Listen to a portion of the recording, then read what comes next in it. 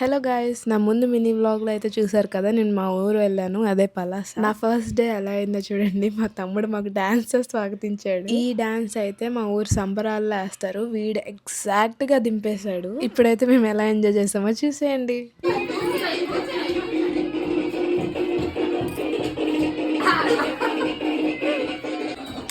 అమ్మమ్మ అట్లేదు అట్లేదు అట్లేదు.